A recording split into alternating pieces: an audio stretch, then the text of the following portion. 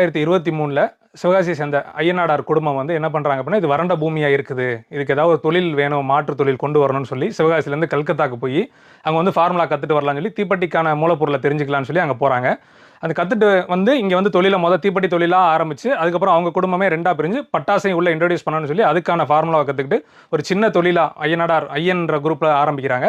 அது படிப்படியாக வளர்ந்து இன்னைக்கு இங்கே வந்து ஒரு 1000 ஃபேக்ட்ரி இருக்குது. ஒரு 1923 இன்னைக்கு பட்டாசுக்கு வந்து வயசுன்னு பார்த்தீங்கன்னா 102, இன்னையோட 102 வருஷம் ஆகுது பட்டாசு சிவகாசிக்கு இன்ட்ரடியூஸ் ஆகி. அதை நம்பி ஒரு 1000 ஃபேக்ட்ரி இருக்காங்க, 5000 கடைகள் வந்து டெவலப் ஆயிருக்கு. அதை சார்ந்து printing, calendar, diary, note book, இப்படி பிரிண்டிங்கும் அதை சம்மந்தமாக வந்து இங்கே ஒரு 1000 இண்டஸ்ட்ரிக்கு மேலே உள்ளே வந்திருக்காங்க. இப்படி இது எல்லாத்தையும் சேர்த்து முன்னாள் பிரதமர் நேரு எப்படி சொல்கிறார் அப்படின்னா, இவ்வளோ தொழில் இருக்கிறதால இந்த ஊருக்கு வந்து குட்டி ஜப்பான் சொல்லி ஒரு பேர் வைக்கணும்னு சொல்லி குட்டி ஜப்பான் சொல்லி அன்னையிலேருந்து அதை கூப்பிட்றாங்க. உங்களுக்கு டெல்லி வரைக்கும் இங்கிருந்து எல்லா மாநிலத்துக்கும் பட்டாசுடைய 90% சப்ளை வந்து சிவகாசியில இருந்து ஆகுது. பல கோடி ரூபா பட்டாசு சிவகாசியில் நீங்கள் இந்த தீபாவளி